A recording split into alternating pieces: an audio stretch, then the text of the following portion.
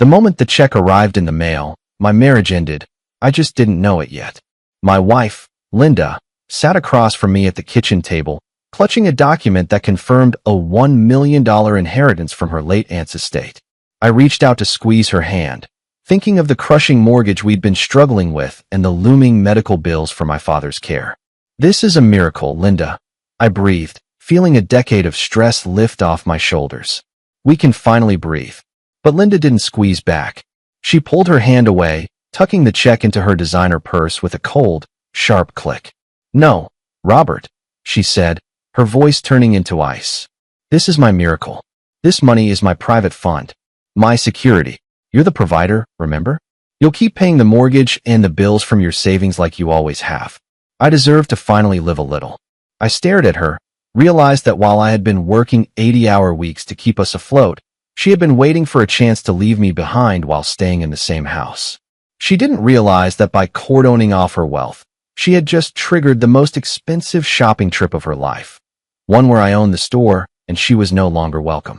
Before we get into this journey of financial betrayal and the ultimate retail revenge, make sure to hit that subscribe button, give this video a thumbs up, and tell me in the comments, if your spouse inherited a fortune, would you expect them to share it?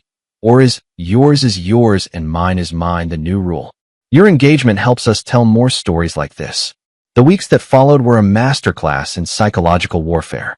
I watched Linda transform from a partner into a stranger who lived in my guest room. She stopped contributing to the grocery fund, claiming her capital was tied up in investments. Yet every afternoon she returned home with glossy shopping bags from Vogue and Velvet, the most exclusive luxury boutique in the city.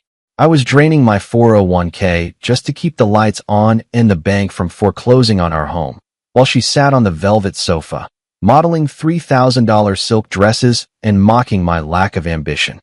"You know, Robert," she sighed one evening, admiring her reflection in a gold-framed mirror while holding a limited-edition crocodile skin handbag. "Maybe if you had a better mindset, you'd attract more wealth. It's exhausting being around someone so financially stagnant. Don't ask me for a dime for the mortgage. That's a you problem. I need to maintain my status now. I'm a woman of means." I looked at the stack of past due notices on the counter and then at the shimmering bag in her hand. The bag alone could have paid for 3 months of my father's assisted living. The betrayal wasn't just about the money. It was the total lack of empathy. I had spent 15 years building a career in commercial real estate and acquisitions, often helping others find their footing, but I had never used those skills for my own petty gain. Until now. Linda didn't know that my struggling business wasn't actually struggling. I had been liquidating assets to prepare for a major merger, and while my liquid cash was low, my credit lines and professional reputation were massive. I knew the owner of Vogue and Velvet, a woman named Mrs. Gable who was looking for an exit strategy after 30 years in the business. One morning, after Linda walked out the door with her nose in the air, heading to the boutique to pre-order a winter collection that cost more than my car, I made a phone call. I didn't call a divorce lawyer, not yet. I called my broker. "Mrs. Gable," I said, leaning back in my office chair, watching the rain streak against the glass. "I heard the boutique is looking for a silent partner. I'm not interested in being a partner. I want the whole thing. The building, the inventory, and most importantly, the client list. I can have the funds in escrow by noon." The deal was swifter than a guillotine. By Friday, I was the legal owner of Vogue and Velvet through a shell corporation.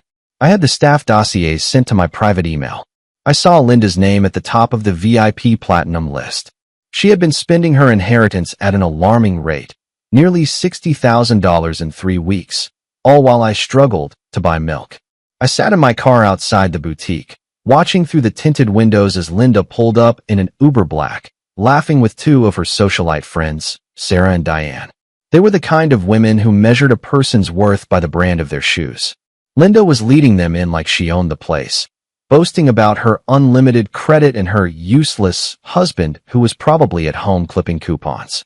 "Just wait until you see the new floor model," Linda told them, her voice carrying through the crisp morning air. "The manager usually hides the best pieces for me. It's good to have real money for once." I watched her disappear inside, the little bell above the door chiming her arrival. I checked my phone. The new directive had been sent to the store manager 10 minutes ago. I adjusted my tie, feeling a cold, come fire in my chest. The game of private funds was about to have a very public ending. Inside the boutique, the air was thick with the scent of expensive sandalwood and the hushed tones of high-end commerce. Through the large front window, I watched the scene unfold like a silent movie. Linda was in her element, twirling a silk scarf and gesturing toward a row of designer coats, while Sarah and Diane looked on with envious eyes. They were being pampered by the junior staff, who were bringing them glasses of sparkling cider on silver trays. Linda looked like a queen in her counting house, blissfully unaware that the ground beneath her feet had shifted owners 48 hours ago. I pulled my laptop onto my lap in the driver's seat. I had access to the store's integrated point-of-sale system. I watched as the store manager, Marcus, a man I'd personally briefed over a very long, very expensive breakfast, emerged from the back office. He looked professional, composed, and ready to execute the plan. Linda spotted him and waved him over with a practiced, condescending flick of her wrist. "Marcus, darling," she exclaimed. I could practically hear the artificial sweetness in her voice. "I told my friends you'd have the Emerald collection ready for me today, and I've decided on that leather trench coat we discussed. Just put it on my platinum card. Oh, and give these ladies a 20% discount on whatever they find. Consider it a gift from the inheritance fund." Diane giggled, clapping her hands. "Oh, Linda, you're so lucky. I wish my husband was as supportive of my hobbies as yours is by staying out of the way." Linda laughed, a sharp, mocking sound that made my grip tighten on the steering wheel. "Robert? Supportive? He doesn't even know I'm here. He's probably at the kitchen table right now, crying over the electric bill. I told him if he wants to live in this house, he has to figure out the finances himself. I'm not wasting my aunt's legacy on boring things like property taxes." Marcus didn't smile. He didn't offer her a tray of cider. He stood there with a digital tablet in his hand, his expression as flat as a stone. "I'm afraid there's a problem, Mrs. Miller," he said, his voice loud enough to carry to the other customers in the store. Linda froze, her hand hovering over a rack of cashmere. "A problem? Don't be silly. The card has a $50,000 limit. Try it again. Perhaps your machine is as stagnant as my husband's career." "It's not the card, Mrs. Miller," Marcus replied, looking her dead in the eye. "I've just received a notification from our new parent company. They've done a complete audit of our VIP list this morning. Your account has been flagged for immediate termination." The silence that hit the boutique was absolute. Sarah and Diane stopped whispering. Even the other shoppers turned to stare. Linda's face turned a blotchy, frantic red. "Termination? That's impossible. Do you know how much I've spent here this month?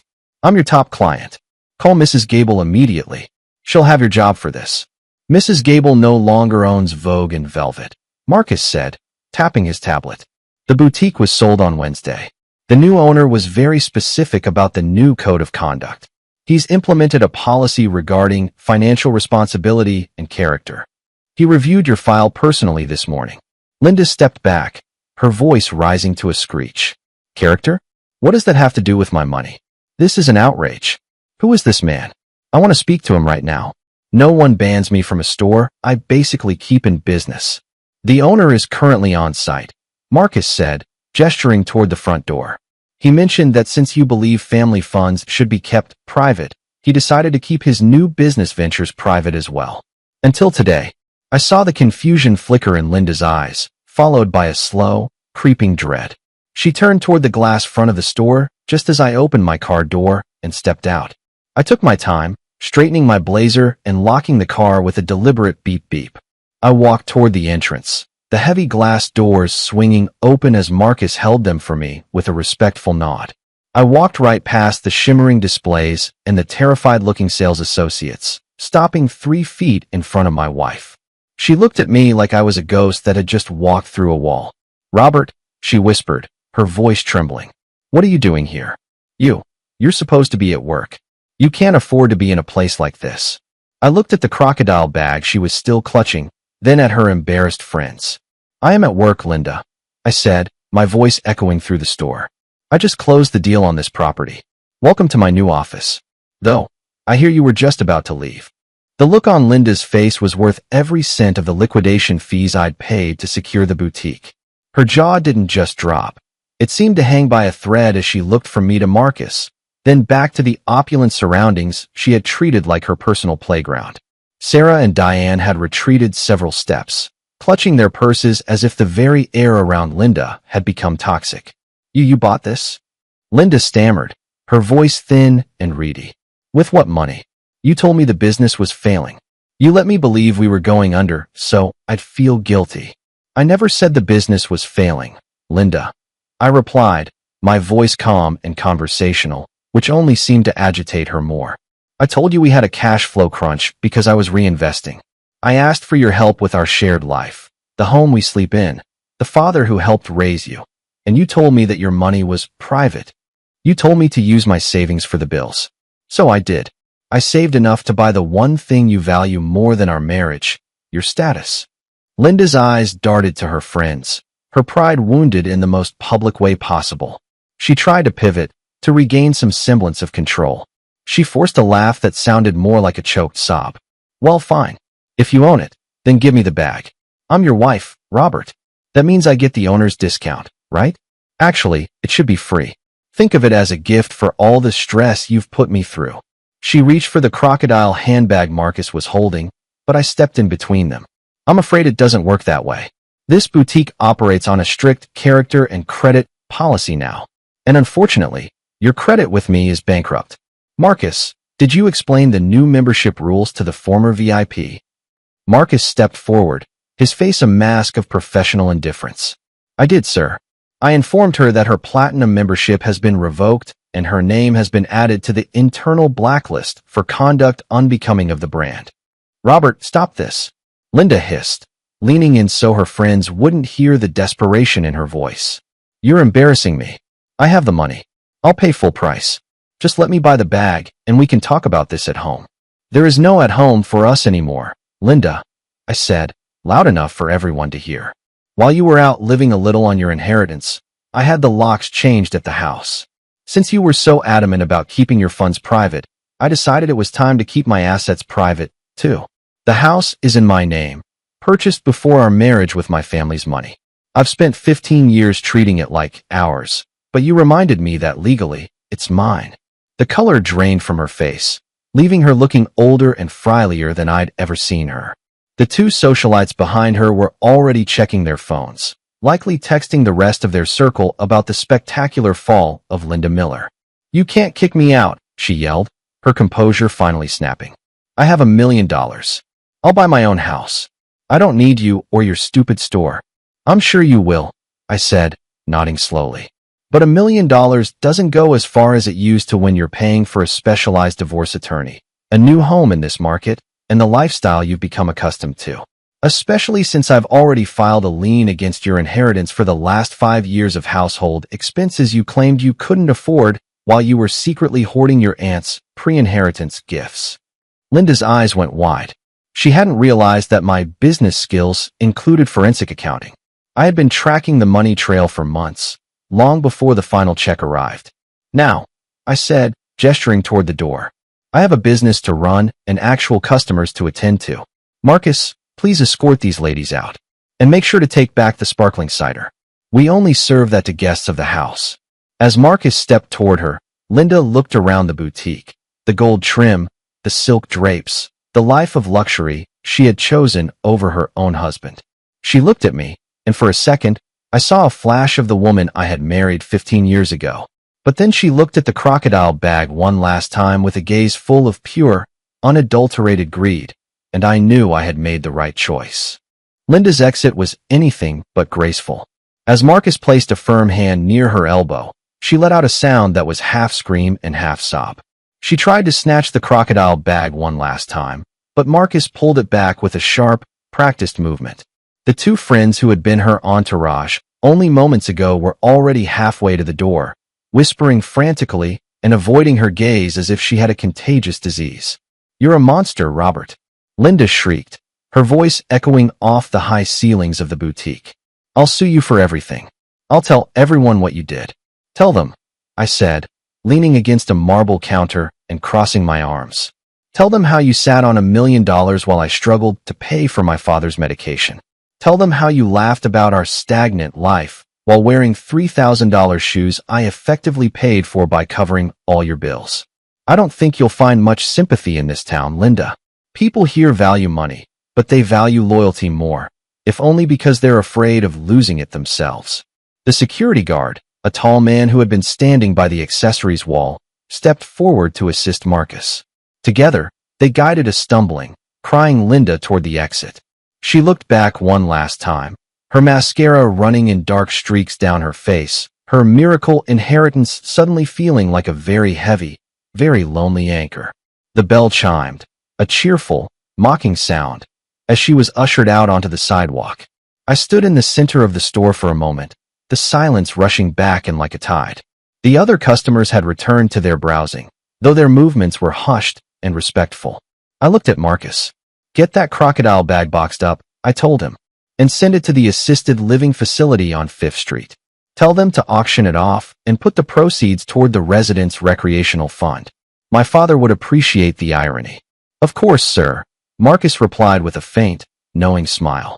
I walked out of the boutique a few minutes later. Across the street, I saw Linda standing on the curb, her designer bags scattered around her feet like fallen soldiers. She was frantically waving for an Uber, but her phone seemed to be giving her trouble. She looked small. For the first time in a decade, she looked like a person who had to pay her own way, and she clearly had no idea how to start. I got into my car and started the engine. I had a meeting with a divorce mediator at 2 p.m. and a visit with my father at 4 o'clock. The weight I had been carrying for years, the weight of a one-sided partnership and the constant fear of financial ruin, was gone. I had lost a wife, but I had gained my life back. And in the world of high-stakes acquisitions, that was the best deal I'd ever made. Conclusion. Author's thoughts. This story is a vivid illustration of the saying, "Money doesn't change people, it unmasks them." Linda believed her inheritance was a shield that allowed her to abandon her responsibilities and her partner. She forgot that a marriage is a contract of mutual support, not a convenience until something better comes along. Robert's revenge wasn't just about the store. It was about reclaiming his dignity by speaking the only language Linda understood, the language of ownership. It serves as a stark reminder that if you treat your partner like a servant, don't be surprised when they decide to become your landlord. If you found this story of financial justice satisfying, make sure to subscribe to the channel, hit that like button, and drop a comment below. What would you have done if you were in Robert's shoes? Stay tuned for more stories of lessons learned the hard way.